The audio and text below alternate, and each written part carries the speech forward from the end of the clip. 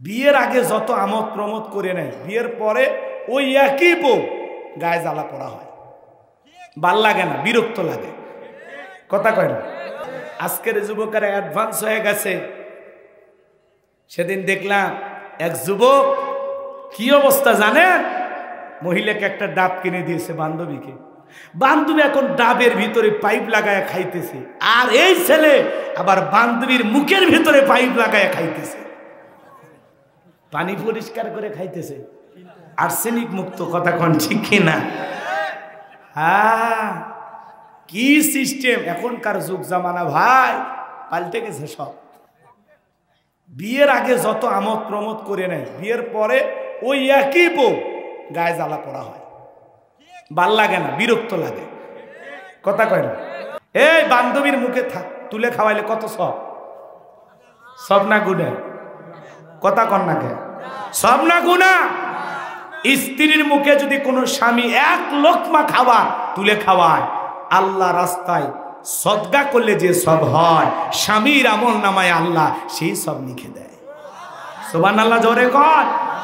স্ত্রীর মুখে তুলে খাওয়াইলে সদকার সব, আর বান্ধবীর মুখে তুলে খাওয়াইলে সব না, আমল নামায় জমা হবে পাপ।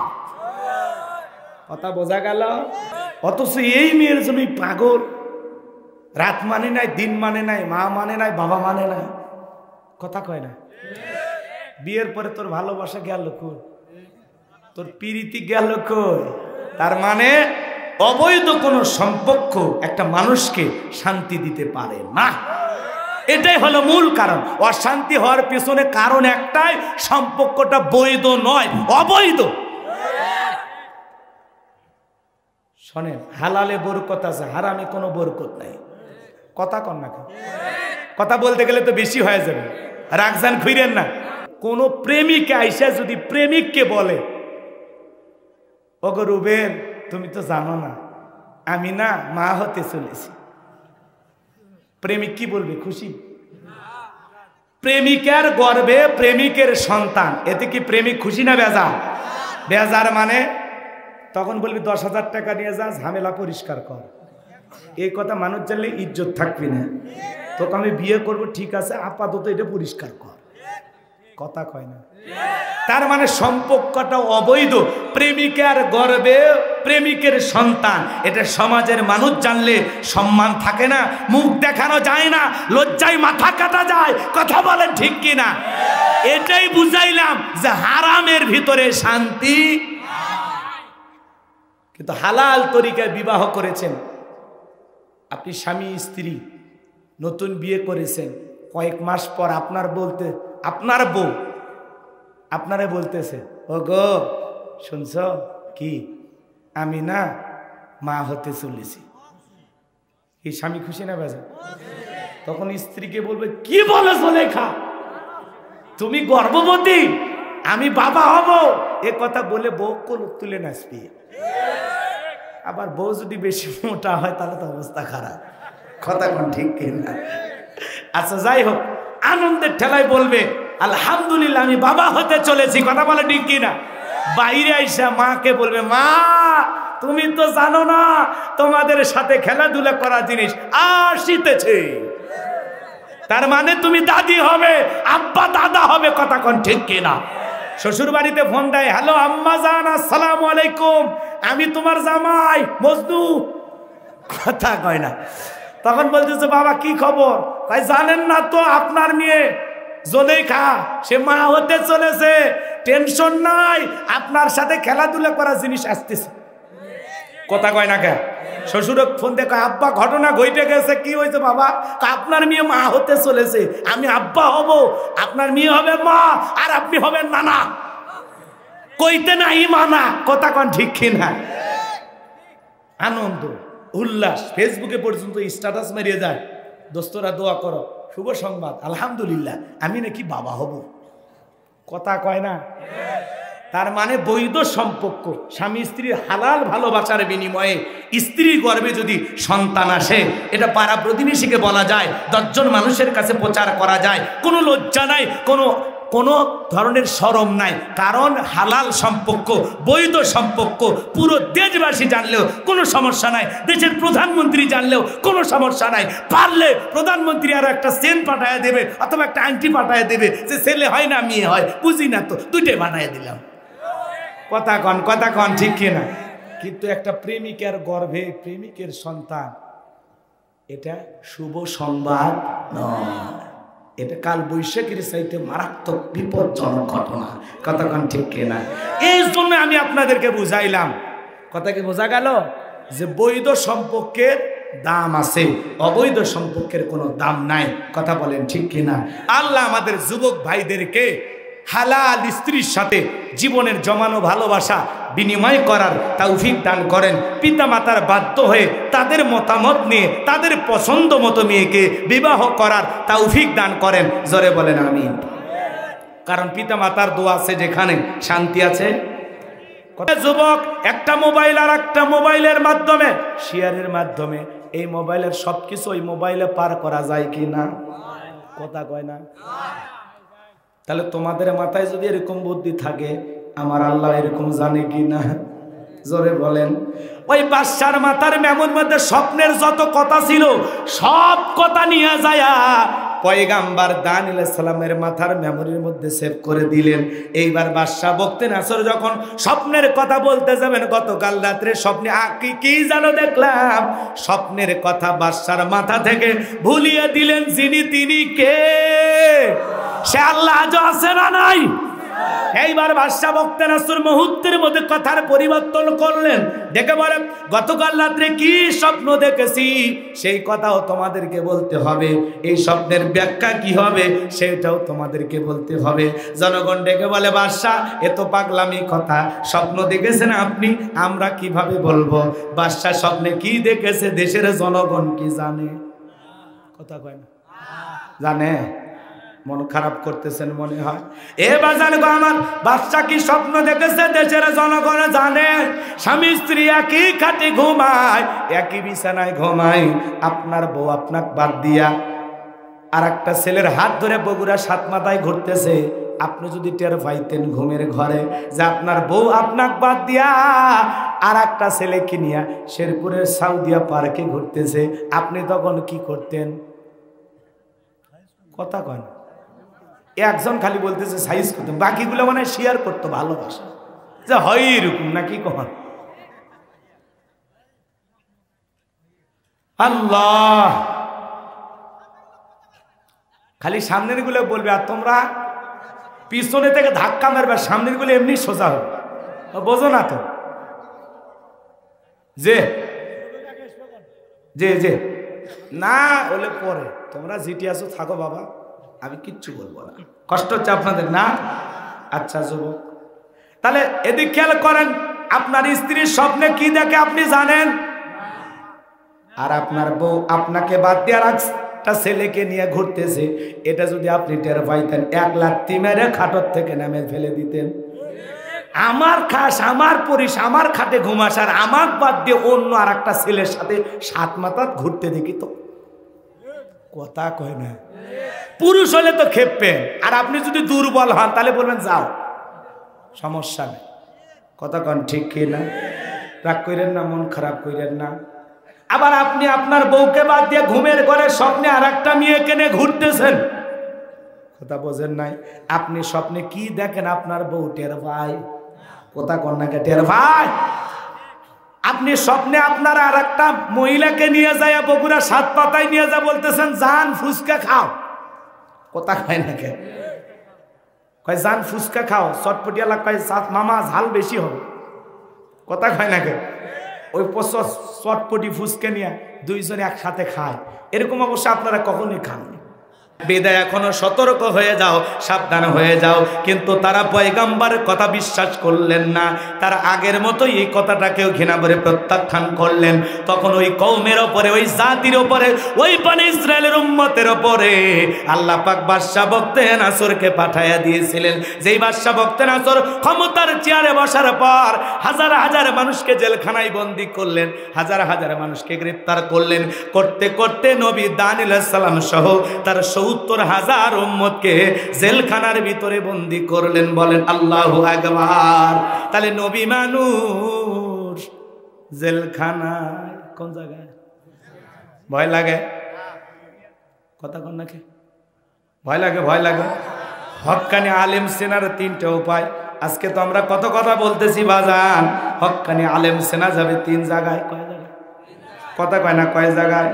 ১ নম্বরে হলো হক্কানি আলেম পাওয়া যাবে কোথায় জানেন? কবরে। কোথায়? ২ নাম্বার পাওয়া যাবে জালেমের জেলখানায়। কথা বলেন না কেন? আর ৩ নাম্বার পাওয়া যাবে দ্বীনকে প্রতিষ্ঠিত করার জন্য রাজপথে স্লোগান দেওয়ার সময় হক্কানি আলেম পাওয়া যাবে। কথা বলে ঠিক কি না? ভালো করে বোঝেন। তাহলে নবী মানুষ জেলখানায়। আজকে যদি হুজুরেরা কোরআনের হক কথা বলতে যায় জেলখানায় যা। আমাদের প্রিয় ভাই মুফতি আমির হামজা, আহারে কলিজার টুকরা 2টা কন্যা সন্তান, চাতক পাখির মতো বাবার পথে থেকে কান্না করে। আমি নিজে গিয়েছিলাম ভাইয়ের 2টা কন্যা সন্তানকে দেখার জন্য। আজকে কত আলেম মানবতার জীবন যাপন করতেছে ভাই। দুঃখে কথাগুলো বের হয়ে আসে, কষ্ট মনের মধ্যে নেবেন না। মুফতি আমির হামজা ভাই তার কলিজার টুকরা 2টা কন্যা সন্তান, বাবা থাকার পরেও এতিমের মতো পথে থাকে বাবার অপেক্ষায়। আমার ভাইয়েরা তার বাড়িতে আমি গিয়েছিলাম। তার মা ডেকে বলতেছে, বাবারে কি বলবো, আমার সন্তান এখন তো আমাদের কাছে নাই, তোমরাই আমার সন্তানের মতো, তোমাদের কাছে আমার কোনো চাওয়া নাই বাবা। যত জায়গায় কোরআনের কথা বলবা, আমার ছেলেটার জন্য একটু আল্লাহর কাছে দোয়া করবা। আমার ছেলেটাকে যেন আবার আল্লাহ কোরআনের ময়দানে ফেরায় নেয়, আবার যেন তার মায়ের বুকে ফিরায় দেয়, তার নিষ্পাপ 2টা সন্তানের বুকে আবারও যেন তার বাবাকে আল্লাহ ফেরাইয়া দেয়। 2টা মেয়ে যত গাড়ি রাস্তা দিয়ে যায় মাকে ডেকে বলে, মা ওই যে গাড়ির আওয়াজ পাওয়া যায় মনে হয় বাবা আসতেছে। মা দৌড়ে জানালা দিয়ে তাকায় থাকি, গাড়ি থেকে অন্য মানুষ নেমে অন্য বাড়িতে ঢোকে, কিন্তু তার প্রিয় বাবা আর তাদের বাড়িতে আসে না। আমার এই প্রিয় ভাইয়ের জন্য আমরা দোয়া করি। চমৎকার ভাবে কোরআন এবং সুন্নাহর আলোকে গবেষণা করে কথা বলতেন, যার বয়ান শোনার জন্য হাজার হাজার যুবকেরা পাগল। সেই কোরআনের তরুণ মুফাসসির আলেমে দ্বীন আমাদের প্রিয় আমির হামজা ভাইকে যেন আল্লাহ আবারও কোরআনের ময়দানে ফেরায় দেন। জোরে বলেন আমিন, আরো জোরে বলেন আমিন। গতকালকে ফেসবুকে একটা ছবি ভাইরাল হয়ে গেছে। ছোট্ট একটা বাচ্চা তার বাবার আদর পাওয়ার জন্য পুলিশের যে গাড়িগুলো থাকে খাসাবন্দি, প্রিজন ভ্যান বলা হয়, এই গাড়িগুলোতে একজন ছোট্ট বাচ্চার পা 2টো ধরে উঁচু করে ধরেছে, আর ওই খাসার ভিতরে থাকা বাবা নামের সেই বাবা সন্তানের হাত 2টো ধরে একটু সন্তানকে স্পর্শ করার চেষ্টা করতেছেন, সন্তানকে একটু আদর করার চেষ্টা করতেছেন, সন্তানকে একটু ছুঁয়ে দেখার চেষ্টা করতেছেন। এই ছবিটা ভাইরাল হওয়ার পর সমস্ত মানুষ চোখের পানি ছেড়ে দিয়ে কান্না করতেছে আর বলতেছে, কোথায় গেল মানবতা, কোথায় গেল সভ্যতা, কোথায় গেল ভদ্রতা? এই ছোট্ট শিশুটার কি এইটুকু অধিকার নাই, এতটুকু অধিকার নাই যে বাবার কোলে একটু যাবে, বাবা একটু গালি মুখে চুমা খাবে, আদর করবে? এতটুকু সময় কি আমরা এই সন্তানটাকে দিতে পারি না? আজকে আমরা নিষ্ঠুর হয়ে গেছি, বর্বর হয়ে গেছি। এই ছোট্ট শিশুর বাবাকে আলিঙ্গন করার আর বাবা এই ছোট্ট শিশুটাকে আলিঙ্গন করার এই ছবিটা নেট দুনিয়া তোলপাড় হয়ে গেছে, মানুষের হৃদয় ভেঙে খান খান হয়ে গেছে। বাবা অপরাধী হতে পারে, সন্তানের কোনো অপরাধ নাই। কথা বলেন ঠিক কিনা? আজকে যারা বাবাকে অপরাধী বানাইতেছেন, আসামির কাঠগড়ায় দাঁড় করাইছেন, হিসাব নিকাশ করে দেখলে পৃথিবীর কোনো বাবা অপরাধী হতে পারে না। কথা বলেন ঠিক কিনা? বাবারা সন্তানের জন্য সব সময় ভালোবাসা দিতে চায়। কথা বলেন ঠিক কিনা?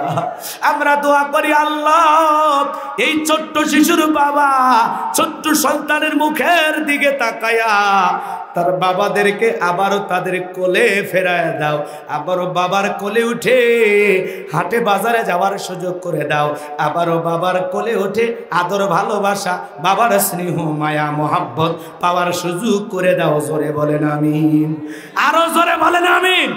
সকল মাজলুম কারাবন্দী আলেমদের আল্লাহ মুক্তির ফয়সালা করে দেন। জোরে বলেন আমিন, আরো জোরে বলেন আমিন। আজকে আলেমদের সন্তান থাকার পরেও তারা বাবা হারা এতিমের মতো জীবন যাপন করতেছে। আজকে সন্তান বাবাকে পাইতেছে না।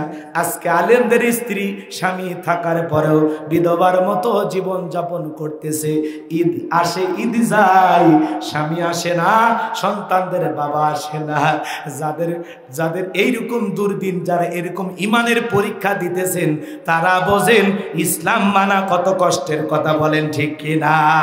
কিন্তু এই দিন বেশি দিন থাকবে না, অবশ্যই সুদিন আসবে, বিজয় আসবে। কারাবন্দী পাখিরা আবারও কারামুক্ত হয়ে কোরআনের ময়দানে এসে কোরআনের কথা বলবেন, কোরআনের গান গাইবেন। বলেন আল্লাহু আকবার। আমার প্রিয় ভাইয়েরা, চলেন যে কথা বলতে চাচ্ছিলাম বাজান, তাহলে নবী দানিয়েল আলাইহিস সালাম জেলখানায়। কথা বলেন ঠিক কি না? এইবার পয়গম্বর তার উম্মতদেরকে ডেকে বলে, কি ব্যাপার, কই গেল তোমাদের দাম্ভিকতা, কই গেল অহংকার?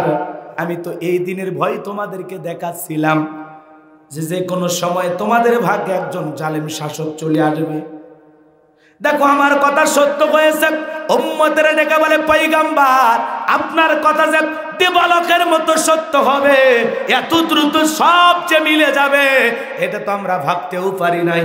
পয়গম্বর গো, আমরা যা করেছি ভুল করেছি, কথা দিলাম আর দাম্ভিকতা করব না, অহংকার করব না, এক আল্লাহর ইবাদত করব, আপনি যা বলবেন আমরা তাই করব।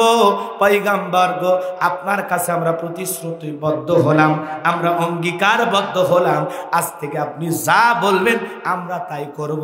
নবী দানিয়েল সালাম ডেকে বলে, শোনো, তোমরা যদি তওবা করো, নিজেদের ভুল বুঝতে পারো, তাহলে আমার বিশ্বাস, তোমরা যদি এক আল্লাহর ইবাদত করতে চাও, ঈমান গ্রহণ করতে চাও, তাহলে আমি যা বলবো তোমাদের তাই শোনা লাগবে। ডেকে বলে, পয়গম্বর আপনি যা বলবেন আমরা তাই শুনবো, এই জেলখানা থেকে মুক্ত করার ব্যবস্থা করেন।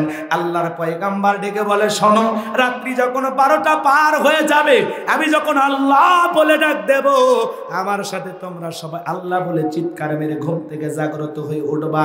ওই গভীর নিশীথে আল্লাহর কাছে কাকুতি মিনতি সহকারে আমরা সবাই প্রার্থনা করব। আমার বিশ্বাস, আল্লাহ আমাদের প্রার্থনা কবুল করলে একমাত্র আল্লাহ পারে বাদশা বখতে নাসরের জেলখানা থেকে মুক্ত করে দিতে। কথা বলেন ঠিক কিনা? এইবার রাতের 12টার পরে আল্লাহর নবী দানিয়েল আলাইহিস সালাম আল্লাহ বলে ডাক দিয়েছে। পয়গম্বরের সাথে থাকা ৭০,০০০ উম্মতেরা আল্লাহ বলে ডাক দিয়েছে। এইবার সবার জাগ্রত হইয়া পবিত্রতা অর্জন কইরা আমার ভাইরা সিজদায় মাথাটা নত করে কাকুতি মিনতি সহকারে কাঁদতে কাঁদতে আল্লাহর কাছে দোয়া প্রার্থনা করতে লাগলেন। নবী দানিয়েল আলাইহিস সালাম ডেকে বলে, আল্লাহ আমার উম্মতেরা ভুল করেছে, নিজেদের ভুল তারা বুঝতে পেরেছে। মায়ের কাছে সন্তান অপরাধ করে যেমন ক্ষমা চাইলে মায়ের যেমন মমতা বেড়ে যায়, মায়া লাগে, নবীর কাছে উম্মতেরা ভুল স্বীকার করলে নবীদেরও মায়ের মতোই তেমনি অন্তরে মায়া লাগে। বলেন সুবহানাল্লাহ। নবী দানিয়েল আলাইহিস সালাম কেঁদে কেঁদে বলেন, আল্লাহ আমার উম্মতেরা ভুল বুঝতে পেরেছে, আর তারা দাম্ভিকতা করবে না, অহংকার করবে না, তারা একমাত্র আপনার ইবাদত করবে, আপনার দাসত্ব গোলামি করবে। আল্লাহ গো, আমার উম্মতেরা নিজেদের ভুল বুঝতে পেরে তওবা করে ফিরে এসেছে। আল্লাহ আপনি আমার উম্মতদেরকে মাফ করে দেন, আমাদের দোয়াকে কবুল করে নেন, একমাত্র আপনি পারেন এই জেলখানা থেকে আমাদের মুক্ত করে দিতে। নবী দানিয়েল আলাইহিস সালাম যখন চোখের পানি ছেড়ে দিয়ে দিয়া উম্মতদেরকে নিয়ে আল্লাহর কাছে দোয়া প্রার্থনা করেন। আমার আল্লাহ রাব্বুল আলামিন ডেকে বলেন, ও পয়গম্বর আর দোয়া করতে হবে না, চোখের পানি আর ফেলতে হবে না, আমি আল্লাহ তোমাদের দোয়া মঞ্জুর করেছি, তোমাদের দোয়া কবুল হয়ে গেছে। আর অচিরেই এই জেলখানা থেকে মুক্ত করার রাস্তা আমি আল্লাহ বের করে দেব। বলুন সুবহানাল্লাহ। এইবার বাদশা বখতিয়ার আল্লাহ পাক এমন একটা মারাত্মক ভয়ঙ্কর স্বপ্ন দেখা দিলেন, ঘুম থেকে চিৎকার মেরে উঠেছেন। প্রহরী যারা এসে বলে, নেতা বাদশা বখতিয়ার ঘুম থেকে জাগ্রত হয়ে এত জোরে চিৎকার মেরে ডেকে উঠলেন, ব্যাপারটা কি? বলে, সিহারার মধ্যে দেখো না আমি আতঙ্কে আছি, ভয়ে আছি, এমন একটা ভয়ঙ্কর মারাত্মক স্বপ্নকে দেখেছি, এই স্বপ্নের ব্যাখ্যা না জানা পর্যন্ত আমি শান্ত হতে পারবো না। কেনই এমন স্বপ্ন দেখলাম? এদেশের যত স্বপ্নের তাবির কারক আছে, গণক জ্যোতিষ আছে, সবাইকে আমার দরবারে নিয়ে আসো। এইবার পরের দিন সকালবেলা সমস্ত স্বপ্নের তাবির কারক, গণক জ্যোতিষী বাদশার দরবারে হাজির হয়ে গেছে। বাদশা বখতিয়ার যখন ঘুমের সেই স্বপ্নের কথা জনগণের সামনে বলতে যাবেন, ওই মুহূর্তে আল্লাহ পাক জালেম বাদশা বখতিয়ারের মাথার মেমোরির মধ্যে এমন একটা ভাইরাস ঢুকে দিয়েছেন, ওর মাথার মেমোরিতে থাকা যত কথা সব পয়গম্বর দানিয়েল আলাইহিস সালামের মাথার মেমোরির মধ্যে আল্লাহ সেভ করে দিয়েছেন। বলুন সুবহানাল্লাহ। চিৎকার মেরে বলেন সুবহানাল্লাহ। ওই বিদ্যুৎ নাই তো, সব গেছে। কি কথা? বাজান গো আমার, মন খারাপ করবেন না, আমি যে কথা বলতে চাচ্ছিলাম আমার মনে আছে, আপনারা ভুলে গেল, আমার সমস্যা নাই। এইবার বাদশা বখতিয়ার কি স্বপ্ন দেখেছে জনগণকে ডেকে বলে, আমি স্বপ্নে কি দেখেছি তোমাদেরকে বলা লাগবে।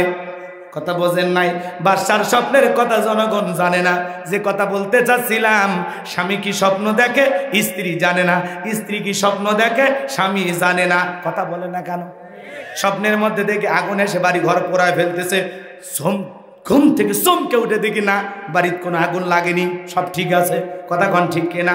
স্বপ্নে দেখে সাপ এসে সবল মারতেছে, পাও টান দিয়ে জাগ্রত হয়ে দেখি না বাড়ি ঘরের ভিতরে কোনো সাপ নাই। ঘুমের মধ্যে দেখে আমি মরে গেছি, বউ বাচ্চা কান্নাকাটি শুরু করছে, ঘুম থেকে জায়গায় উঠে দেখি না বেঁচে আছি। কথা কন ঠিক কিনা? তার মানে স্বপ্নে কত কিছু দেখি, স্বপ্ন আর বাস্তব এক নয়, স্বপ্নের সাথে বাস্তবের কোনো মিল থাকে। কথা কন না কে? এই কথাই বলতেছিলাম, যুবকেরাও স্বপ্ন দেখে, মহিলাদের ছবিগুলো, নায়িকাদের ছবিগুলো ঘরের ভিতরে নিয়ে আসে রেখে দিছে, ঘুমানোর আগে একবার করে দেখে, হারে এরকম নায়িকার মতো একটা বউ যদি পাইতাম আমার কপাল খুলে যাইতো। এইবার ঘুমের ঘরে স্বপ্ন দেখে ওই নায়িকা ওর বুকের ওপর। কথা কয় না। তার মানে বোঝেন নাই মনে হয় আপনারা। বেশি বুঝানো যাবে না, অল্পতে বুঝা নেন। স্বপ্ন স্বপ্ন, স্বপ্ন কোনোদিন বাস্তব হয় না। মনে করেন একটা ছেলে টিনের বেড়াওয়ালা ঘরে ঘুম পাড়ে, স্বপ্নে দেখে কয়েক কোটি টাকার মালিক হয়ে গেছে, ঢাকা শহরে 10 তলা বিল্ডিং বানাইছে, বাড়িতে চাকর চাকরানির অভাব নাই, ঘুমের ঠেলায় বলে এক কাপ চা দিয়ে যা, থাপ্পড় মেরে দেখে সেই চিড়ে খেতায়। স্বপ্ন তো স্বপ্নই। কথা কি রাগ করতেছেন মনে হয়? ভালো করে বোঝেন। আমি তো গতকাল রাতে দেখি স্বপ্নের চড়ে নৌকার চড়ে ঘুরতেছি। কয় কি বিশ্বাস করতে চান? সত্যি কথা বলতেছি। আমি স্বপ্নে দেখি নৌকার চড়ে ঘুরতেছি কয়েকজন বন্ধু বান্ধব মিলে। কথাকে বুঝতে পারতেছেন? তাহলে আমি যে স্বপ্নে নৌকায় চড়ে কালকে ঘুরছি আপনারা জানেন? বললাম দেখে শুনছেন, তাই না? আর আপনি স্বপ্নে দেখছেন না? স্বপ্নে দেখতেছেন জমি ধান কাটতেছেন, আলু লাগাইতেছেন। কথা কয় না খায়। তার মানে সারাদিন যেই জিনিসটা খেয়াল করা হয়, চিন্তা ভাবনা করা হয়, মাঝে মাঝে স্বপ্নের ভিতরে ওই জিনিসটাই চলে আসে। কথা বলে ঠিক কিনা? এইবার বাদশা কি স্বপ্ন দেখেছে জনগণ জানে? বাদশা এবার বলতেছে, আমি স্বপ্নে কি দেখেছি, স্বপ্নের কথাও তোমাদেরকে বলতে হবে, স্বপ্নের ব্যাখ্যাও বলতে হবে। জনগণ ডেকে বলে, বাদশায় তো পাগলামি কথা, স্বপ্নের কথা আপনি বলবেন আমরা ব্যাখ্যা বলে দেব। বাদশা ডেকে বলে, কেন পাগলামি কথা? তোমরা নাকি গায়েব জানো? কি জানো? কি জানো? দুনিয়ার কোনো মানুষ গায়েব জানে না। গায়েবের ইলম কার কাছে? আল্লাহ ছাড়া দুনিয়ার কোনো মানুষ গায়েব জানে না। এমন কি নবী রাসূলেরা পর্যন্ত গায়েব জানেন না। নবী রাসূলেরা জানতেন ততটুকু, আল্লাহ জানায় দিতেন যতটুকু।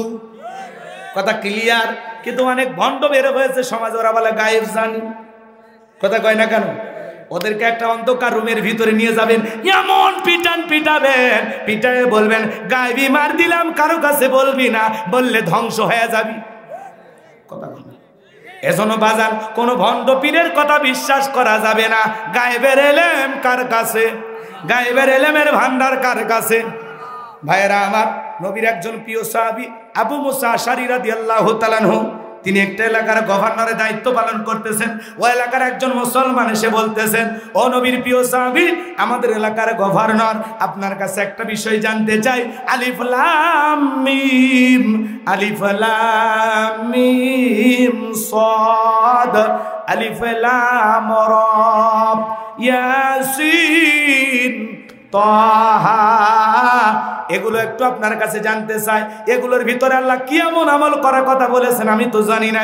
আবু মুসা আশআরী রাদিয়াল্লাহু তাআলা আনহু, নবীর অনেক একজন জ্ঞানী সাহাবী, তিনি চিন্তা করলেন এই বিষয়টা আমি কি করতে পারবো, ডিল করতে পারবো, আমি এই বিষয়টা খোলাসা করতে পারবো, বিচার করতে পারবো, কিন্তু আমার করা যাবে না, এলাকা একটা সাপ আসতে পারে।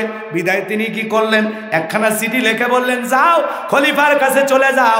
ওই চিঠি নিয়ে খলিফার কাছে চলে আসলেন। হযরত ওমর ফারুক বললেন, খলিফা বলেন আল্লাহু আকবার। হযরত ওমর ফারুক দেখে বলে কোথা থেকে আসছেন? বলে আবু মুসা আশআরী পাঠায় দিয়েছেন, এই যে চিঠি নেন। চিঠি পড়ার পর তিনি বিস্তারিত বুঝতে পেরেছেন। এইবার জিজ্ঞাসা করেন তুমি কি জানতে চাও? বলে আলিফ লাম মিম, আলিফ লাম রা, তাহা, ইয়াসিন, নুন, কফ, এগুলো হরফে মুকাত্তাত। এগুলোর ভিতরে আল্লাহ কি এমন আমল করার কথা বলেছেন আমি তো জানি না, আমল করতে পারি না। এই কথা শোনার পর হযরত ওমর ফারুক ডেকে বলে খেজুরের ডাল নিয়ে আসো।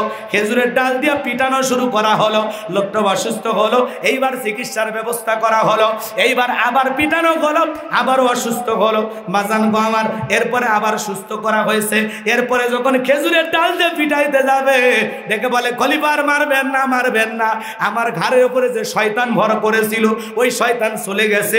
আমি বুঝতে পেরেছি এগুলোর ভিতরে যদি আমলের কোনো কিছু থাকতো আল্লাহ নবীর মাধ্যমে আমাদেরকে জানায় দিতেন। বিদায় আমলের কোনো কিছু নাই, এগুলো নিয়ে আমার আর মাথা ব্যথাও নাই। আল্লাহু আকবার বলে। ইউসাল্লুনা আলান নবী ইয়া আইয়ুহাল্লাযীনা আমানু সাল্লু আলাইহি ওয়া সাল্লিমু তাসলিমা। সকলে দরুদে ইব্রাহিম পড়ুন।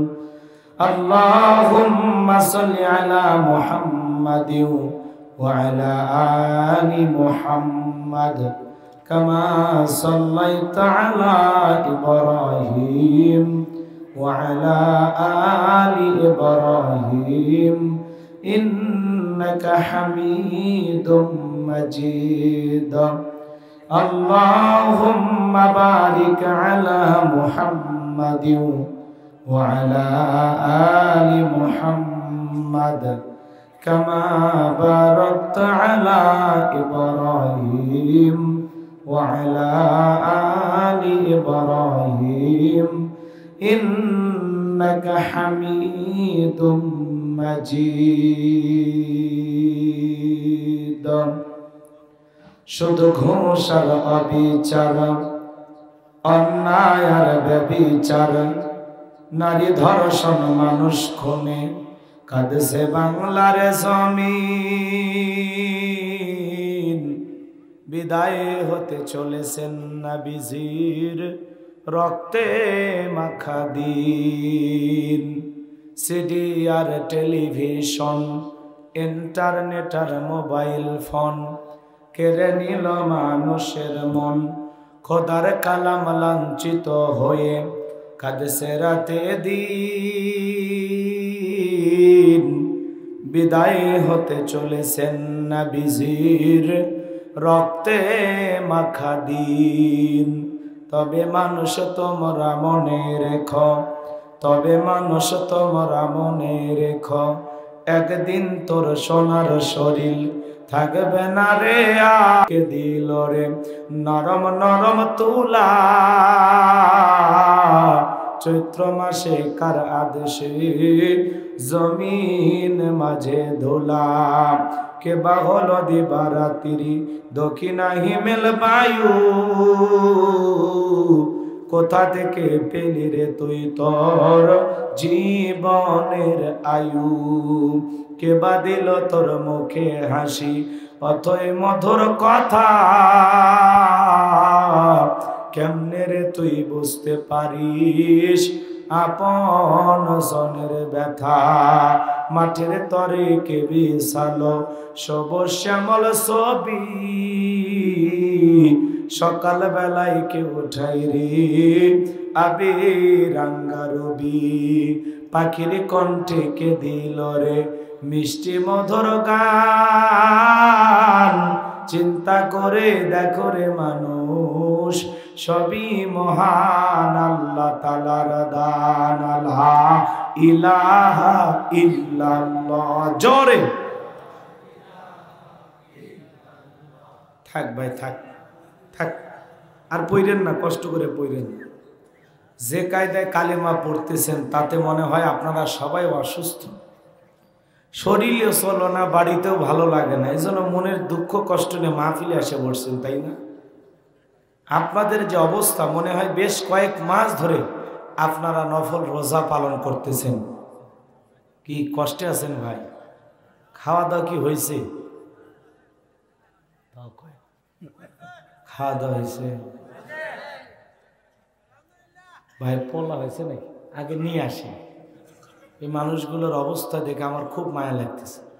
আগে পোলা খাই, তারপরে ওয়াজ করি, নাকি বলেন? এই খাওয়া দাওয়া করবেন আগে?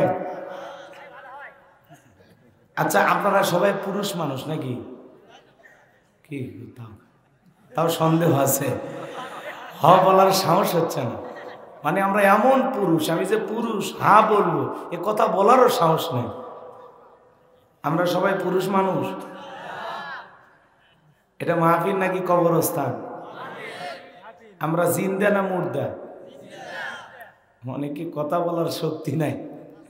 হ্যাঁ, অনেকে বলতেছেন হুজুর ওয়াজ করে হাদিয়ে নেবেন আপনি, আর আমরা খামাখা পেছাল বেড়ে লাভটা কি, আমাদের লাভটা কি, এটা ভাবতেছেন, তাই না? আহা, আল্লাহ আল্লাহ আমাদের সঠিক বুঝ দান করুন। জোরে বলুন আমিন। যে কোনো বক্তা বা আলেমের কথা যদি আপনি শুনতে চান, তার কথা প্রসঙ্গে কথার পরিপ্রেক্ষিতে আপনি যদি আওয়াজ জবাব না দেন, সে আলোচনা করে শান্তি পাবেন। তার বাপেরও ক্ষমতা নেই যে ওয়াজ করবে। কথা কি বুঝতে পারছেন? না হলে ওই যে গল্প শুনছেন না, এক বক্তা নাকি চোখ বন্ধ করে ওয়াজ করতো, চোখ খুলে দেখে খালি মাইকেলা ছাড়ার কেউ নেই। তখন বলতেছে এই গ্রামের সবাই বেঈমান, সবাই মুনাফিক, তুমি একটাই ইমানদার। ডেকোরেটরের লোক বলতেছে হুজুর অত পাম দিন না, মাইকটা ছাড়ে দিলে আমিও বাড়ি যাই। তো অবস্থা এরকম হইলে কিন্তু হবে না। এরা যে পরিমাণে ওয়াজ শোনে, হেদায়েত হইলে তো এই ভাইয়েরা আগে হইতো। কথা কন ঠিক কিনা? কিন্তু অধিকাংশ ডেকোরেটরের ভাইয়েরা তো ঠিক মতো নামাজই পড়ে না। কথা কন ঠিক কিনা? এ ভাই অবশ্য ভালো, ওনারা ভালো, আমি ওনাদের কথা বলতেছি, কিন্তু ওনারা যে পরিমাণে ওয়াজ শোনে আপনারাও এত শোনেন না। কথা কন ঠিক কিনা? সেজন্য আসলে ভাইদের বিভিন্ন প্রোগ্রাম করা লাগে, তাই না ভাই? কমপক্ষে হয়তো 20-30টা 40-50টা হয়ে যায়। তাই যাই হোক, ডেকোরেটরের ভাই যেন আবার মন খারাপ করেন না।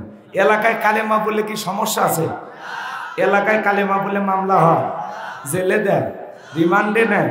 মুসলমান কালেমার জন্য জীবন দিতে রাজি, কালেমার স্বার্থে। মুসলমানের আওয়াজ এত দুর্বল হলে চলবে না। মুসলমান কাপুরুষের জাত নয়, মুসলমান বীরের জাত। কথা বলেন ঠিক কিনা?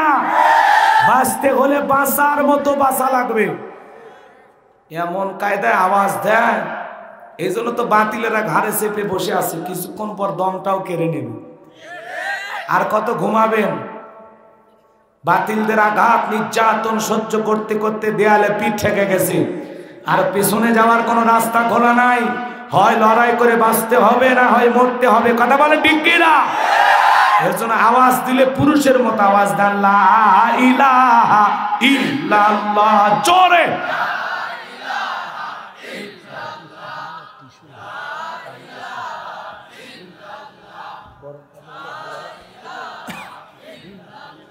জোরে লা ইলাহা ইল্লাল্লাহ, জোরে লা। জোরে লা ইলাহা ইল্লাল্লাহ, জোরে লা, জোরে লা ইলাহা। কার হুকুমে ভাদ্র মাসে গাছে পাকে তাল, তেঁতুলেতে টকের ফসল, মরিচেতে ঝাল। লা ইলাহা ইল্লাল্লাহ, জোরে লা, জোরে লা, জোরে লা ইলাহা, লা ইলাহা ইল্লাল্লাহু মুহাম্মাদুর রাসূলুল্লাহ। জবান সূরা এক বাক্যে পড়ছি সাল্লাল্লাহু আলাইহি ওয়াসাল্লাম। বাংলাদেশের ঐতিহ্যবাহী বগুড়া জেলার শেরপুর থানার অন্তর্গত তাত্রা সদন্ত ইবতেদায়ী মাদ্রাসা কমিটি কর্তৃক আয়োজিত আজকের এই বিরাট ইসালে সওয়াব ও ওয়াজ মাহফিলের সম্মানিত সুযোগ্য অনারেবল প্রেসিডেন্ট জনাব আলহাজ মোহাম্মদ গোলজার রহমান, আল্লাহ পাক তার গোলামকে হায়াতে তৈয়বা সিয়াতে কুলিয়া দান করুন, সকলে বলুন আমিন। আজকের প্রোগ্রামের বিশেষ অতিথি আপনাদের প্রিয় নেতা সম্মানিত চেয়ারম্যান জনাব আলহাজ মোহাম্মদ শাহ আলম পান্না, আল্লাহ পাক তার গোলামকে হায়াতে তৈয়বা সিয়াতে কুলিয়া দান করুন, সকলে বলুন আমিন। আজকের মাহফিলের সহ সভাপতি, বিশেষ অতিথিবৃন্দ, আমন্ত্রিত অতিথিবৃন্দ, আলোচনা রেখে ধন্য করেছেন বিশিষ্ট আলেমে দ্বীন, মুফাসসিরে কোরআন, শ্রদ্ধাভাজন বড় ভাই হযরত মাওলানা মোহাম্মদ সাইফুল ইসলাম সাহেব দামাত বারাকাতুহু আলিয়া। আল্লাহ পাক তার গোলামকে হায়াতে তৈয়বা সিয়াতে কুলিয়া দান করুন, সকলে বলুন আমিন। মঞ্চে উপস্থিত সম্মানিত উলামায়ে কেরাম, সামনে বসা পিতৃ সমতুল্য মুরব্বী বাবাজিরা, কলিজার টুকরা প্রাণপ্রিয় যুবক ভাইরা, ছোট্ট ছোট্ট সোনামানিকেরা, পর্দার আড়ালের সম্মানিত অবলা সরলা আবেদা সালেহা মা বোনেরা, প্রশাসনের সম্মানিত পুলিশের ভাইরা, ডিবির ভাইরা, জাতির বিবেক প্রিয় সাংবাদিক বন্ধুগণ, বিভিন্ন রাজনৈতিক দলের সম্মানিত নেতা কর্মী ভাইয়েরা, সবাইকে আরেকটিবার সালাম দিচ্ছি। আশা করছি সকলে সালামের জবাব জোরে সুরে দেবেন। আসসালামু আলাইকুম ওয়া রাহমাতুল্লাহি ওয়া বারাকাতুহু। আমরা শুকরিয়া আদায় করতেছি সেই মহান মনিবের দরবারে, আল্লাহ পাক সুবহানাহু ওয়া তাআলা অত্যন্ত দয়া করে, করুণা করে, মায়া করে, মহাব্বত করে, ভালোবেসে, পছন্দ করে, অত্র এলাকা থেকে মনে গুণান্বিত করে, যাচাই বাছাই করে, শুধুমাত্র কেবলমাত্র কোরআনুল কারীমের মহাব্বতে আজকের মাহফিলে আসার বসার সুযোগ করে দিলেন। সে মহান রবের দরবারে সিজদা অবনত চিত্তে কালিমাতুশ শুকর আদায় করে পড়ছি আলহামদুলিল্লাহ। পড়ুন রব্বানা লাকাল হামদ হামদান কাসীরান তয়্যিবান মুবারাকান ফীহি। লক্ষ কোটি দরুদ সালাম মানবতার শ্রেষ্ঠ বন্ধু বিশ্বনবী, বিশ্বনেতা, যিনি আইয়ামে জাহিলিয়াতের যুগে আগমন করে অসভ্য মানুষগুলোকে সভ্য বানিয়েছেন, অভদ্র মানুষগুলোকে ভদ্র বানিয়েছেন, কোরআন নামের সংবিধান দিয়া, কোরআনে রাজ কায়েম কইরা, সোনালী যুগ উপহার দিয়া মদিনার পাক ভূমিতে শায়িত আছেন। সে রাসূলের প্রতি কলিজা ভরা মুহাব্বত নিয়ে পড়ছি দরুদ সালাম। সকলেই পড়ুন সাল্লাল্লাহু আলাইহি ওয়াসাল্লাম। সম্মানিত ভাইয়েরা আমার, আজকের এই প্রোগ্রামে আসতে পেরে, বসতে পেরে আপনারা খুশি না বেজার? কারা কারা বেজার দু হাত তুলে দেখান তো দেখি। আলহামদুলিল্লাহ। শ্রোতা অল্প হোক কিন্তু চালাক অনেক, সচেতন বুদ্ধিমান শ্রোতা। শ্রোতারা যদি চালাক হয় তাদের সামনে ওয়াজ করে শান্তি পাওয়া যায়। কইতে কলিকাতা বুঝে নাই, কথা বলেন না কেন? তো আজকের এই প্রোগ্রামে আসতে পেরে, বসতে পেরে যারা যারা খুশি, মুখে নিয়ে হাসি, আওয়াজ দে বেশি, আল্লাহ নামের এমন একটি স্লোগান দেবেন, এলাকায় যদি কোনো ইসলাম বিরোধী উই পোকা, সার পোকা, তেলা পোকা থাকে, ওদের কলিজায় যেন কম্পন সৃষ্টি হয়, এমন আওয়াজ তুলতে রাজি আছেন যারা? বীর মুসলমানের মতো দুটি হাত টান টান করে তুলে দেখান তো তারা। লিল্লাহে তাকবীর, এমন আওয়াজ দিবেন আশেপাশে যেন বলে না শুরু হয়েছে। লিল্লাহি তাকবীর, আল কোরআনের আলো, আল হাদিসের আলো, দুনিয়ার মুসলিম, আমার নেতা তোমার নেতা, আমার নেতা তোমার নেতা। লিল্লাহি তাকবীর, আল কোরআনের আলো, আল হাদিসের আলো, দুর্নীতির আলো। হাতটা নাড়া দেন তো, মাশাআল্লাহ মারহাবা। আস্তে কারণ নাকে জানো না লাগে, হাত নামান। অনেকে ঝোঁকে তালে বলেই ফেলেছেন দুর্নীতির আলো ঘরে ঘরে জ্বালো। বাংলাদেশে দুর্নীতি দমন কমিশন আছে না নাই? এরপরে দুর্নীতি কমেছে নাকি ডিজিটাল কাজে বেড়ে চলেছে? দিন যত করাচ্ছে দুর্নীতির পাল্লা তত ভারী হচ্ছে, কথা বলেন ঠিক কিনা? আমরা চাই আমাদের প্রিয় মাতৃ বাংলাদেশ দুর্নীতি মুক্ত, আল্লাহ কবুল করুন, চিল্লা বলেন আমিন। আমরা চাই আমাদের বাংলাদেশ মাদক মুক্ত, আল্লাহ কবুল করুন, চিল্লা বলেন আমিন। আমরা চাই আমাদের বাংলাদেশ যৌতুক মুক্ত, আল্লাহ কবুল করুন, চিল্লা বলেন আমিন। আমরা চাই আমাদের বাংলাদেশ নাস্তিক মুক্ত, আল্লাহ কবুল করুন, চিল্লা বলেন আমিন। সম্মানিত ভাইরা আমার, ভূমিকায় লম্বা কথা নয়, সরাসরি মূল আলোচনায় প্রবেশ করতে চাই। তারপরে দুই একটি কথা না বললেই নয়। আমরা যত জায়গায় কোরআনের কথা বলতে যাই, বলে হুজুর সাবধানে আলোচনা করবেন, ভুলে যাবেন না এলাকা কার। ওদের কথার সাইজ শুনে মনে হয় এলাকা ওদের বাবা। কথা বলেন না কেন? আবার কিছু জায়গায় ওয়াজ করতে গেলে বলে হুজুর ওয়াজ যা করবেন করবেন, খবরদার রাজনীতির কোনো আলোচনা করবেন না। আপনারাই বলেন তো আমার বাড়ি কোন জেলা? গাইবান্ধা। গরিব এলাকায় বাড়ি দেখে আমার জেলার নামটা নিতে আপনাদের কষ্ট হচ্ছে। একটু জোরে বলেন আমার বাড়ি কোথায়? আপনাদের বাড়ি কোন জেলা? বিশ্বাস করেন বাজান, আমি গাইবান্ধা থেকে আপনাদের এলাকায় এসেছি শুধুমাত্র কোরআনের কথা বলার আশায়। এছাড়া আমার আর অন্য কোনো উদ্দেশ্য নাই, কথা বলেন ঠিক কিনা? আর গাইবান্ধা থেকে বগুড়া শেরপুরে রাজনীতি করে আমার কোনো লাভ আছে? আগামী নির্বাচনে এলাকার মহিলা মেম্বার পদে দাঁড়ানোর কোনো চান্স আছে? তাহলে আমি কেন এখানে রাজনীতি করব? যদি করাই লাগে নিজের জেলা গাইবান্ধায় করব, কথা বলেন ঠিক কিনা?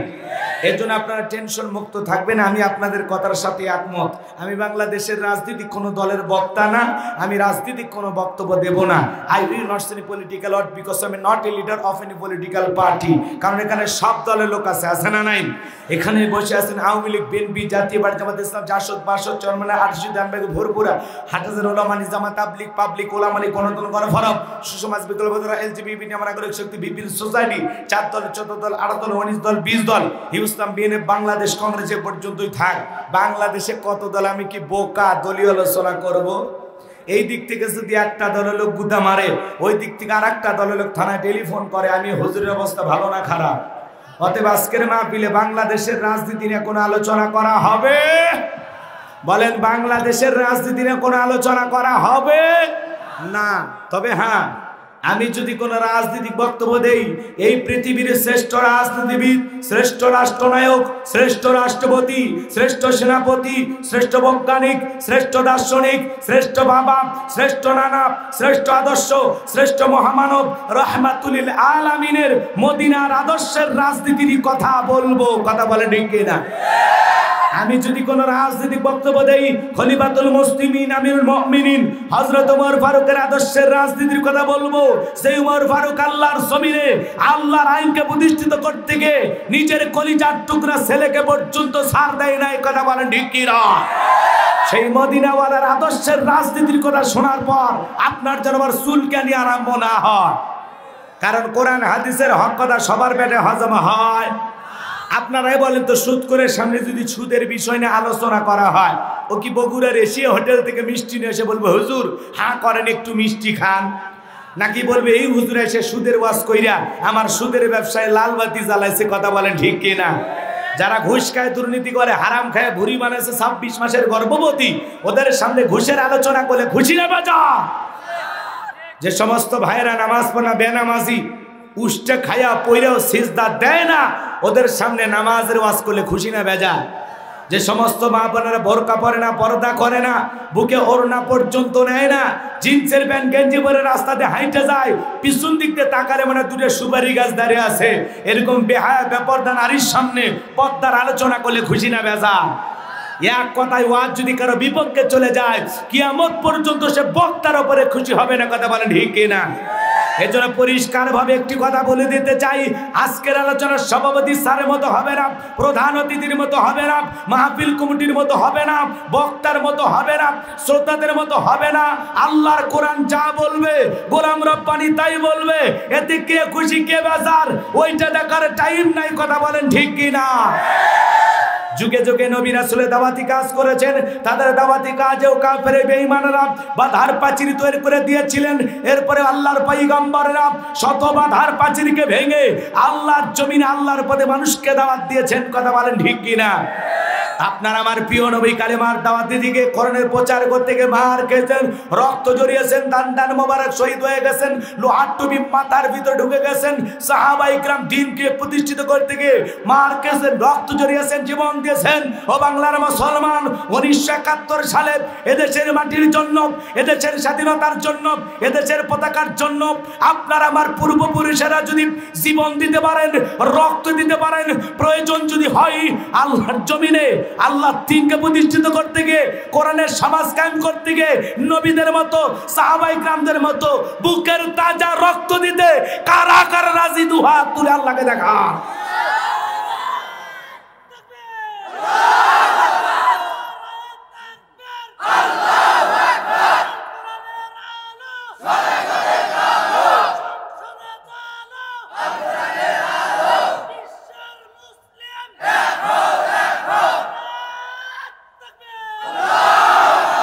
টান টান করে তোলেন। আমি কি হাত নামাইতে বলেছি? হাত সোজা করেন, হাত সোজা করেন। আপনারা কি ভয় পান নাকি? অরাব্বাকা ফাকাব্বির, তাকবীর হবে রবের নামে, স্লোগান হবে রবের নামে। যেই জমিনে আল্লাহর শ্রেষ্ঠত্ব বরত্ব ঘোষণা করা হয়, ওই জমিনে কোনো শয়তানি শক্তি টিকতে পারবে না। কথা বলেন ঠিক কিনা? আপনি সুবহানাল্লাহ আলহামদুলিল্লাহ জিকির করবেন, শয়তান পাশে থেকে জিকির করবে।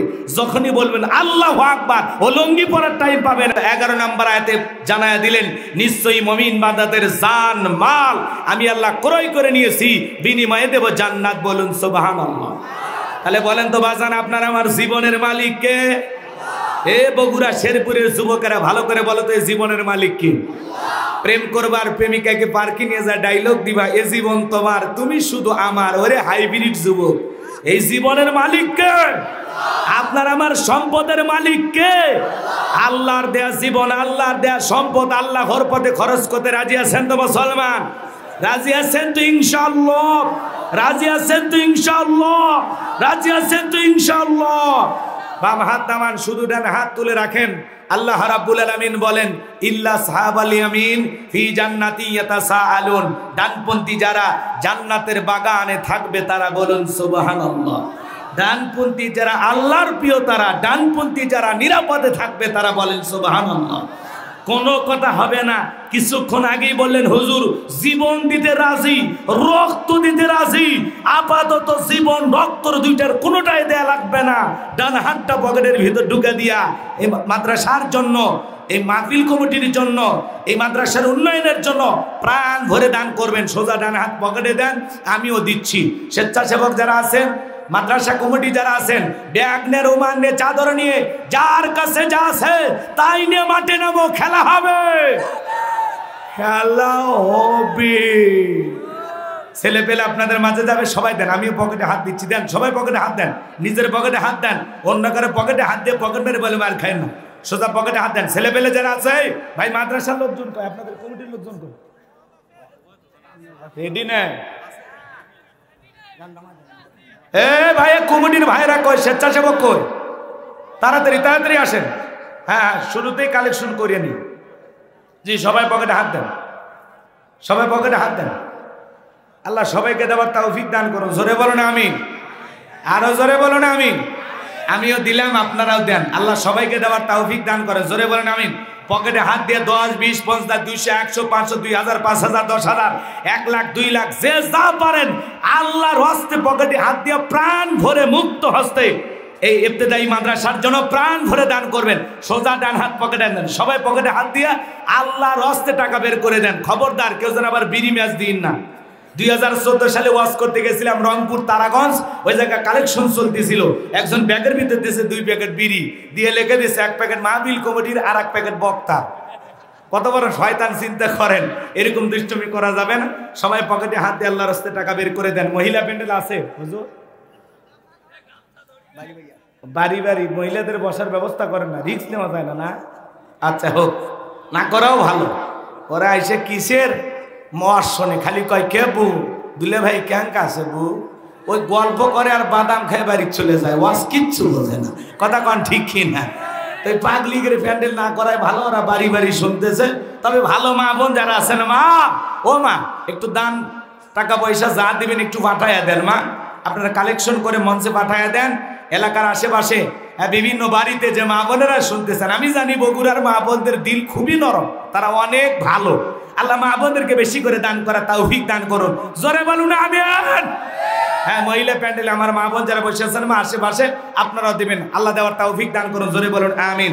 ভাই আমার হাতে 2, 4, 5, 10 হাজার, এলাকার গণ্যমান্য ব্যক্তিবর্গ যারা আছেন দেবেন। তাড়াতাড়ি আসেন, সময় খুব কম, আমি আলোচনায় চলে যাব, অনেক কথা বলার আছে।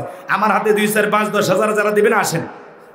মাশাআল্লাহ মাশাআল্লাহ, আমার এক ভাই নগদে 100 টাকা দিয়েছেন, আল্লাহ কবুল করেন, হাত বাড়ায় দেন, জিন্দিগির গুনাহগুলো মাফ করে দেন। জোরে বলেন আমিন। 500, 1000 টাকা যারা দেবেন তাড়াতাড়ি আসেন, আসেন। আমি মুসাফির, দিল থেকে দোয়া করে দেবো। বাজান আসেন, খুব দ্রুত গতিতে চলে আসেন, সময় কমে, আমি আলোচনায় চলে যাব, অনেক কথা বলার আছে। হ্যাঁ, বেশি দেরি করা যাবে না, পোলা আবার ঠান্ডা হয়ে যাবে। আপনারা তাড়াতাড়ি আসেন। হ্যাঁ, যারা আসেন তাড়াতাড়ি আসেন। আলহামদুলিল্লাহ প্যান্ডেল প্রায় ভরেই গেছে, আর কিছু লোক লাগে, 100-150 লোক যারা আছে মেলায়, মেলার দোকানদার ভাইয়েরা, হ্যাঁ কাস্টমার যারা আছে ওদেরকে পাঠাইয়া দেন। যারা আজে বাজে এখানে সেখানে ঘোরাফেরা করতেছে, শোনেন, বিয়েই করেনি, ওই যা চুরি পট্টি কাঁকড়া চয়েস করতেছে। দোকানদার কাছে ভাই আপনি বিয়ে করছেন? কয় না, আজকে কাঁকড়া সহ কাঁকড়া আলীকেও পছন্দ করে। ছেলে পেলে দেখবেন দোকানপাটে খালি ভিড় করে। ভাই শোনেন, 1-1.5 ঘন্টা পরে বাতি 1 বছরের জন্য নিভে যাবে, এই মাহফিল আর পাওয়া যাবে না। কিন্তু দোকানপাট যেগুলো বসেছে, কালকে বাজারে গেলে দোকান হাট পাওয়া যাবে কিনা বলেন? দোকানপাট পাওয়া যাবে কিনা? এই জন্য ভাই দোকান বাদ দিয়া, দুনিয়াবি বাজার বাদ দিয়ে আসেন না, একটু আখিরাতের বাজার করি ভাই। এই জান্নাতের বাগানে চলে আসি, তাড়াতাড়ি করে আসেন। আর 100-150 মানুষ আসলে প্যান্ডেল ভরে যাবি। শোনেন, পোলা দেওয়ার সময় যারা আসবে এরকম ঢুকতে দেবেন না। আমরা আগে নেমো, পৌঁছিলে তারপর বাঁচলে ওই করে দেবো। কথা বুঝছেন নাকি? হ্যাঁ, ওই পোলার সময় ফুসফুস করে কিন্তু লোক ঢোকে। সেদিন পোলা দিনাজপুরে শর্ট পড়ছে, পোলা নিয়ে মারামারি লেগছে। আমি বললাম ভাই একটু বোঝেনি তো, পোলা যারা ভিতরে থাকে তাদেরকে দেওয়া লাগবে। মাইক দিয়ে একবারও কমো না, মুনাজাতের সময় ডাইরেক্ট দিয়ে দিবি। হ্যাঁ, মাইক তো বলা হবে না, বললে করে ভিড় জমে যাবে। হ্যাঁ, সবাই দেন ভাই, দাও ভাই। 500, 1000 টাকা, 2, 4, 5, 10 হাজার দেওয়ার মতো কেউ নাই, দেন না বাজান। আসেন, আমি গুনাহগার, দিল থেকে দোয়া করে দেবো। আসেন আল্লাহ, আসেন আসেন, আল্লাহর বান্দারা আসেন। আমি গুনাহগার দোয়া করে দেবো, আল্লাহ যেন বিশ্ব নবীর সাথে আপনাকে একই জান্নাতে কবুল করে। জোরে বলেন আমিন। নবীর সাথে জান্নাতে যাওয়ার আশায় 86 বছর ধরে এই প্রতিষ্ঠানটা আপনাদের দানের টাকা দিয়ে চলতেছে। বাজান একটু দেন, দিল থেকে দোয়া করতেছি। আসেন আসেন, যারা দেবেন তাড়াতাড়ি আসেন। একটু জিকির করেন লা ইলাহা ইল্লাল্লাহ, জোরে লা।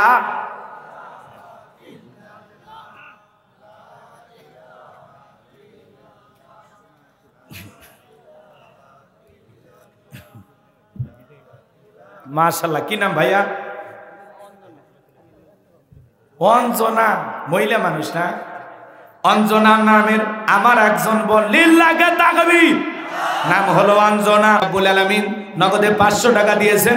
আমার বোনের দানটা কবুল করে নেন, বড় দানে শামিল করে নেন। এ দানের ছেলেগুলো লক্ষ লক্ষ টাকার মালিক বানা দেন, দুনিয়া আখিরাতে ইজ্জত সম্মান বাড়ায় দেন। জোরে বলেন আমিন। আসেন আসেন দরদিরে আমার, দিয়া দনে বজে মন, কেড়ে নিতে কতক্ষণ, নদীর কুলো ভাঙে কল করে।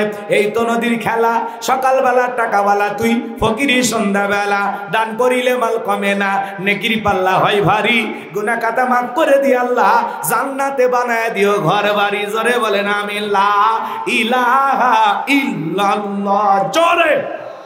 এ যুবক তোমরা জিকির করো লা ইলাহা। এ সেলফি পরে তোলা হবে না, সময় দিব না। হ্যাঁ, লা ইলাহা। তোমাকে সময় না দিলে দেবো কুটি, বুঝেননি? হিসাব নিকাশ করে দেখলে আমি তোমাকে দুলে ভাই। হ্যাঁ বগুড়ার জামাই, বোঝো না? তাহলে তোমাকে দুলে ভাই কয়েকজন বলছো বাবা যুবক সেলফি তোলার সময় দেব, তোরা মোবাইল টিভিস না, সাথে খালি জিকির কর লা ইলাহা জোরে ইল্লাল্লাহ, জোরে লা ইলাহা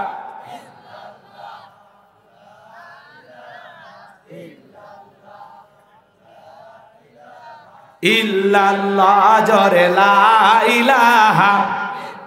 ভাই আমার হাতে 500,000 টাকা দেওয়ার মতো আর কেউ নাই, দেন না বাজার, তাড়াতাড়ি দেন, আলোচনায় চলে যাবো। নগদে বাকিতেও লিখে দিতে পারেন, 2-1 মণ ধান, হ্যাঁ 2-4 বস্তা সিমেন্ট, যে যা পারেন দেন। আল্লাহ সবাইকে দেওয়ার তৌফিক দান করুন, জোরে বলুন আমিন। আমার হাতে 500,000 টাকা দেওয়ার মতো আর কেউ নাই, আসেন তো বাজান, আসেন, দিলটা নরম করে দেন। হ্যাঁ যুবক ভাই আসো, এক সপ্তাহে এমবি তুলবার ওই টাকাটা দিয়ে যাও। আসো যুবকের দল আসো, আমি মুসাফির, আমার হাতে মুসাফা করে যাও, আমি দোয়া করে দেবো ইনশাল্লাহ। সকল বালা মুসিবত থেকে আপনার পরিবারকে আল্লাহ হেফাজত করবেন, জোরে বলেন আমিন। ভাই দিনের জন্য, ইসলামের জন্য, কোরআনের মাদ্রাসার জন্য ভাই দান করলে কমে না, দেন না বাজান। আপনাদের সামান্য অর্থের বিনিময়ে মাদ্রাসাটা চালু থাকবে। অনেক টাকা পয়সা খরচ হয়ে গেছে, লাইটিং মাইটিং পোস্টার ব্যানার বিভিন্নভাবে খরচ হয়ে গেছে।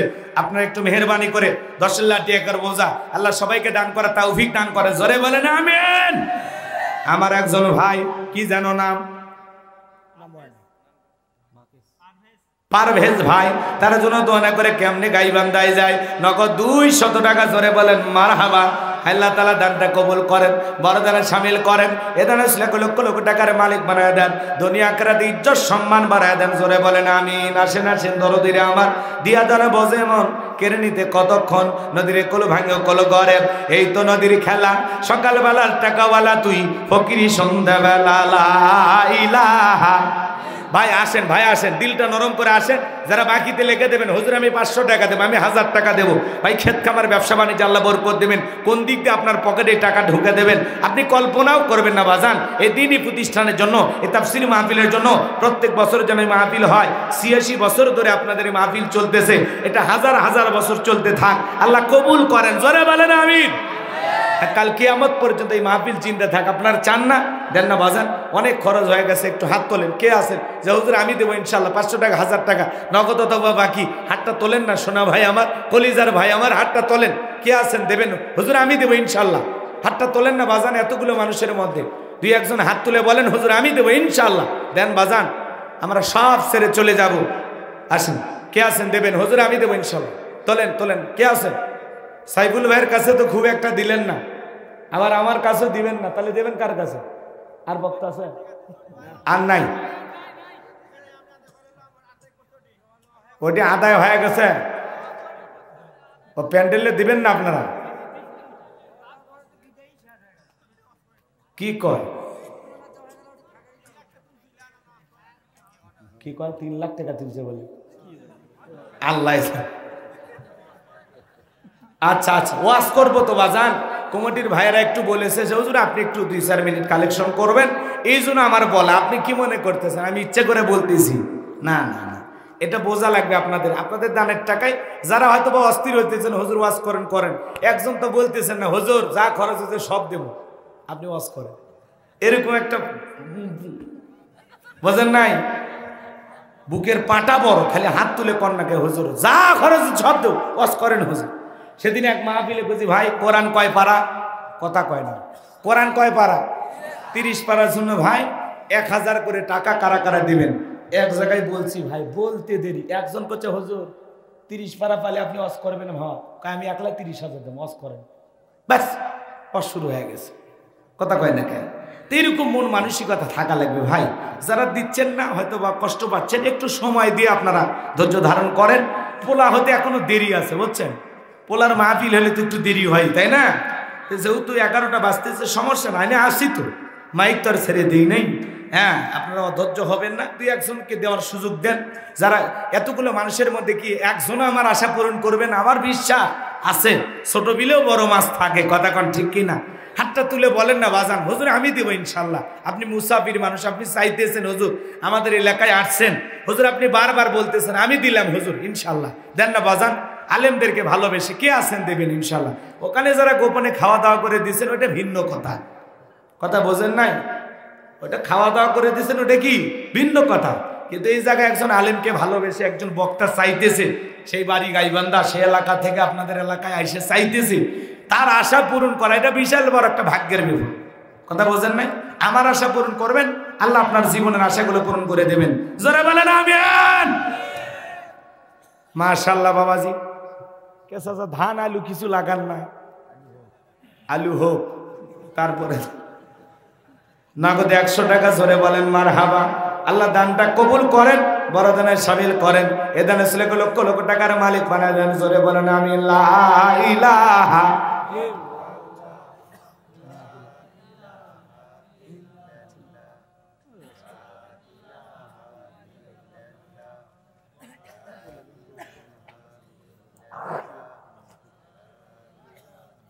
ইল্লাল্লাহ। জোরে লা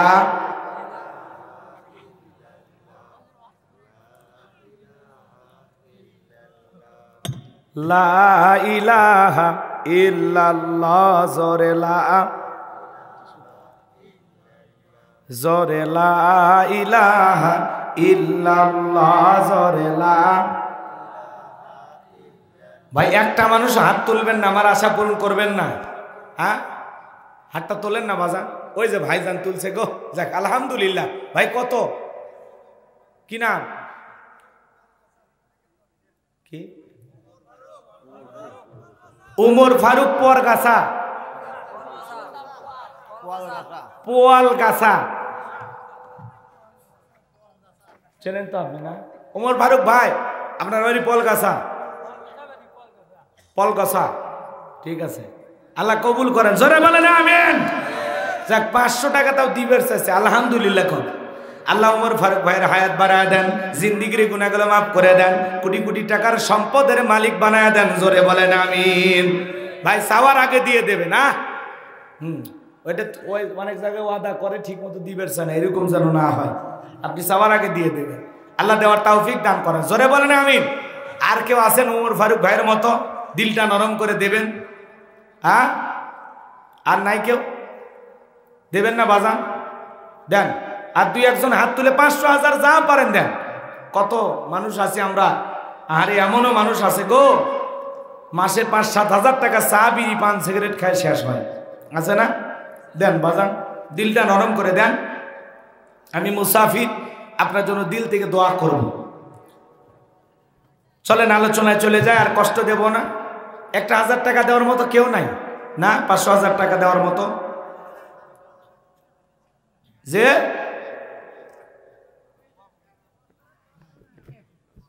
কোচে দেওয়ার কেউ নাই, হুজুর ওয়াজ করেন। আহারে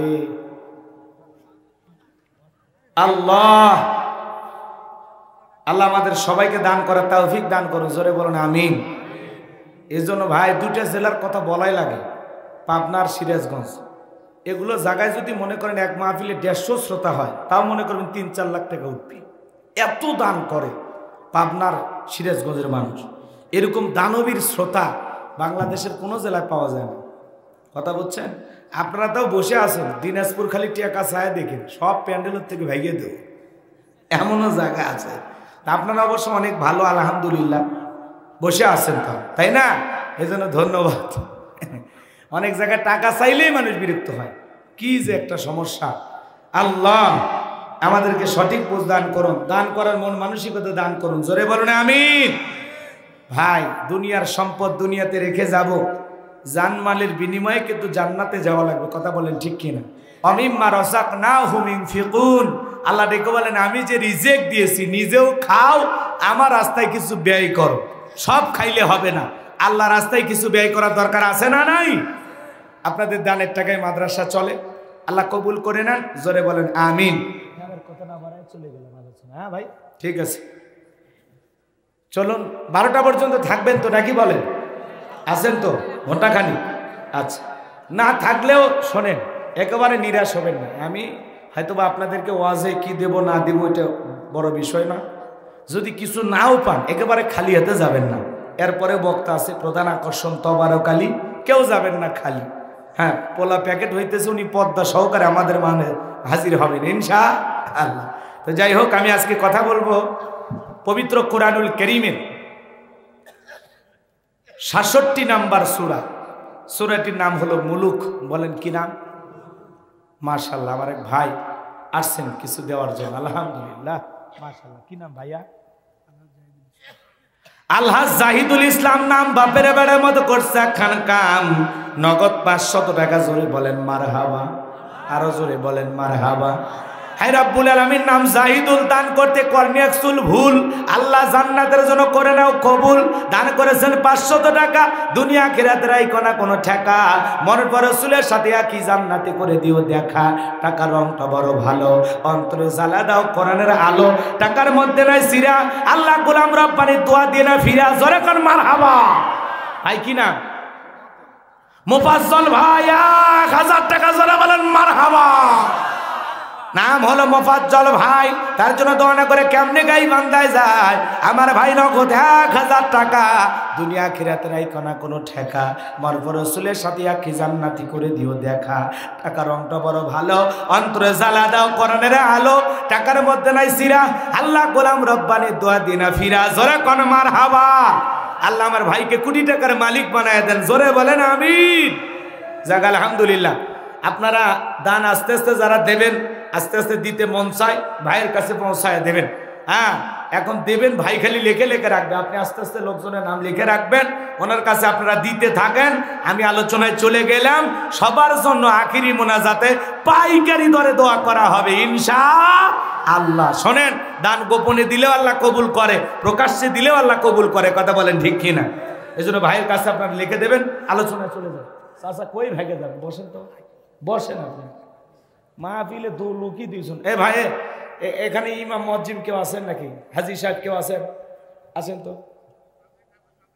আসেন। না না, চাচালো আরো 2-1 জন আসেন। এই চেয়ারগুলো ফাঁকা পড়ে আছে, এটা কেমন যেন একটা পরিবেশ লাগতেছে। একটু আসেন।